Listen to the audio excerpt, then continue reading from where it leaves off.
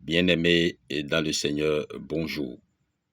Nous voici avec la 315e publication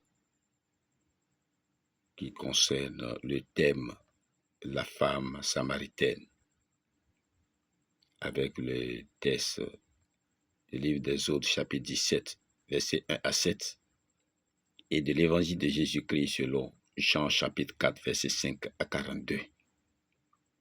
L'Esprit de Dieu est toujours avec nous et nous permettra de tout accomplir selon la volonté de Dieu pour le bonheur des âmes de tous ceux qui utilisent ces paroles au nom de Jésus-Christ. Amen.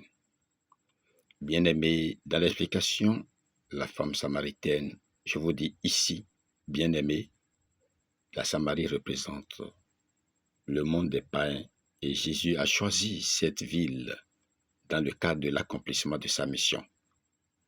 Il se trouve en ce lieu pour réconcilier deux mondes opposés et la mention pure de Jacob participe bel et bien à un début de réconciliation en associant la région à l'histoire du salut. Il est écrit, je te donne de plus qu'à tes frères une part que j'ai prise de la main des Amoréens avec mon épée et avec mon arc. Genèse chapitre 48, verset 22. Le puits constitue un lieu indispensable à la vie d'une communauté, lui procurant l'eau nécessaire. Dans la parole de Dieu, il est un lieu de rencontre favorable au mariage. C'est près d'un puits que Jacob rencontra Rachel, Genèse chapitre 22, verset 10, et Moïse, Sipora. Exode chapitre 2, verset 15 à la fin. Un autre puits jouera le même rôle pour le mariage d'Isaac avec Rebecca, Genèse chapitre 24, verset 11 à 15. Le mot puits est donc synonyme de vie et de fécondité. Et ce puits de Sychar sera lui aussi témoin d'une vie nouvelle et d'une nouvelle alliance. Bien-aimé, tout part, bien entendu, de ce puits, l'endroit favorable pour les rencontres, notamment celle des femmes. Mais à cette heure-ci, la plus chaude, elle est seule et, sans doute à raison, pour n'y rencontrer personne, hormis un juif qui n'a pas sa place ici.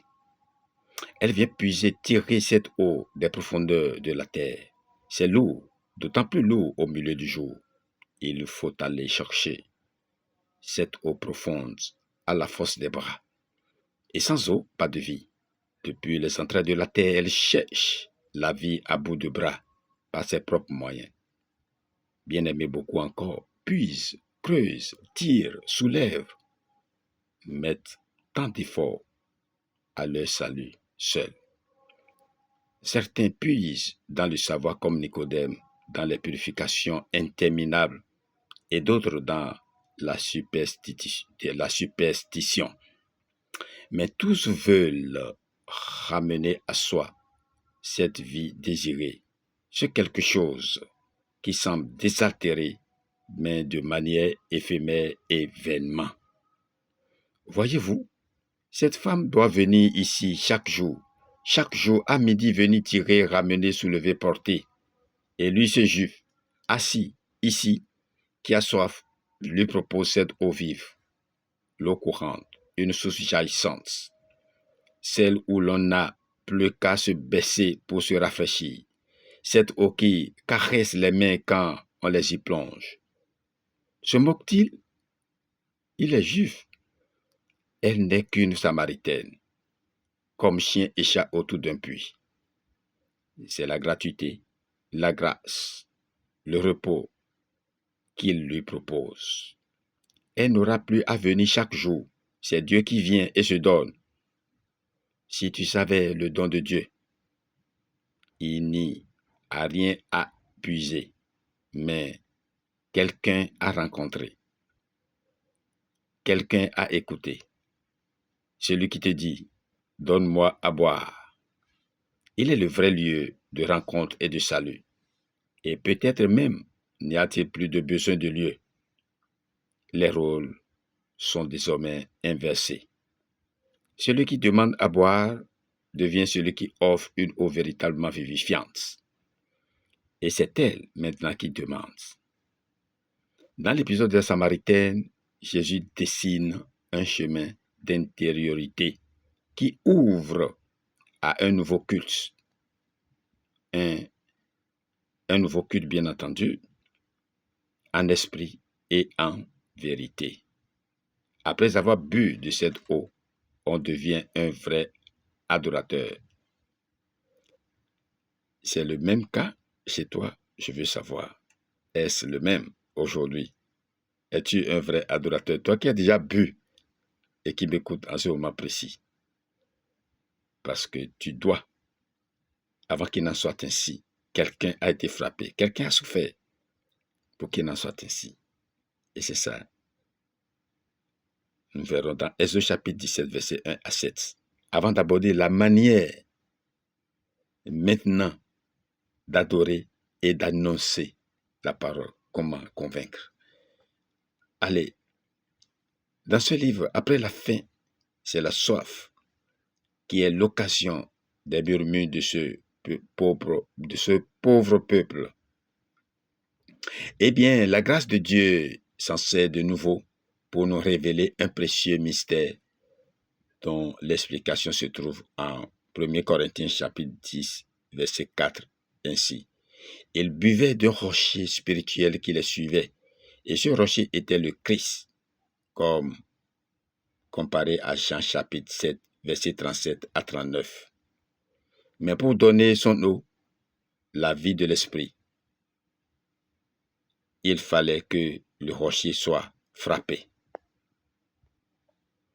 Comme Christ le fut sur la croix par la main de Dieu lui-même. Toutefois, remarquons-le, c'est le péché du peuple, ses murmures, ses rébellions qui ont été l'occasion de frapper le rocher. À cause de la transgression de mon peuple, lui a été frappé, dit le prophète en Isaïe, chapitre 53, verset 8. Ainsi, tandis que la manne est l'image d'un Christ venu du ciel, le rocher frappé nous parle d'un Christ crucifié et l'eau vive représente le Saint-Esprit. Puissance de vie que le Sauveur mort et ressuscité donne à tous ceux qui croient en lui. Oui, bien-aimés, quand vous buvez, vous avez tous cette puissance. Et c'est ça qui nous détermine. C'est ça qui se manifeste en nous pour annoncer la parole de Dieu. Et comment le faire? Christ a donné un exemple. Comment toucher les cœurs. Dans Jean chapitre 4, verset 5 à 42, ce n'est pas seulement pour des gens estimés comme Nicodème que Dieu a donné son Fils unique. Ce merveilleux don de Dieu, verset 10, a été fait gratuitement aux pécheurs les plus misérables. Quel tableau nous avons ici. Dans son abaissement inconcevable, le Fils de Dieu est assis sur le bord de ce puits. Vraiment, homme, éprouvant la fatigue et la soif. Et pourtant, il ne pense qu'au salut de sa créature. Une femme s'approche et voyez comment Jésus s'y prend pour gagner sa confiance. Il lui demande un service et se met à sa portée en lui parlant de ce qu'elle connaît. Avide de trouver le bonheur, cette femme a bu à bien des eaux décevantes dans ce monde. Elle a cherché ce bonheur auprès de 5 maris. Toujours, elle a eu de nouveau soif. Mais le Sauveur connaît pour elle une eau vive, dont il est lui-même la source. Versets 10, 13, 14. Comparé à Jérémie chapitre 2, versets 13 et 18.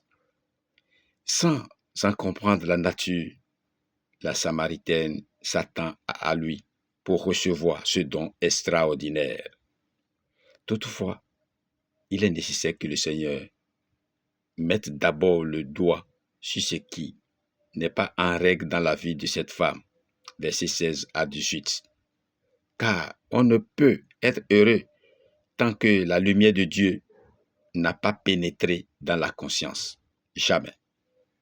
La grâce en Jésus est inséparable de la vérité. Chapitre 1, verset 17. Le tout premier enseignement du Seigneur à cette pauvre Samaritaine concerne non pas sa conduite, mais l'adoration, excellente fonction qui est celle de tous les croyants. Où, quand et comment la loi doit-elle être présentée? La religion de forme et de cérémonie étant mise de côté, l'heure était venue et elle est maintenant d'un culte en esprit et en vérité. À qui et par qui doit-il être rendu? Non plus à l'Éternel, le Dieu d'Israël, mais au Père, selon la relation toute nouvelle qui est celle des enfants de Dieu. C'est à eux qu'il appartient dorénavant de présenter la louange. Ils sont appelés les vrais adorateurs. Vous qui aviez été cherchés dans ce but, allez-vous priver le Seigneur du fruit de son travail?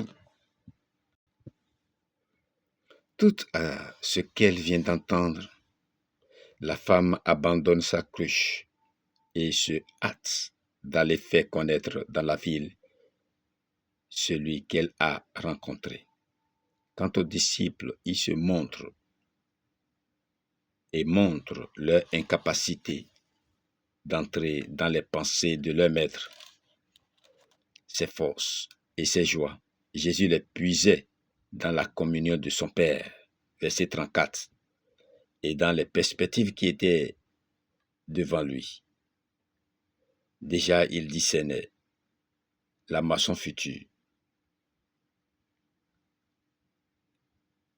la multitude de ceux qu'il allait racheter. Verset 35, voilà Psaume 126, verset 4 à 6. Les mêmes motifs devraient normalement nous guider en tant qu'enfants de Dieu. Chaque fois que nous sommes sur ce chemin et nous voulons toucher le cœur par la parole de Dieu, d'autant plus que c'est lui-même qui accomplit la mission. C'est à nous de les annoncer et la manière nous est enseignée. Un peu ici, je voudrais que tous nous puissions comprendre. Et c'est en cela que ce cantique accompagne notre enseignement de ce matin, le numéro 488 de l'Yoruba, qui est intitulé en français « J'entends Jésus dire, viens pour ton repos auprès de moi ». Oui, tous ceux-là qui nous écoutent doivent venir pour leur repos. En Christ, vous aurez le repos éternel.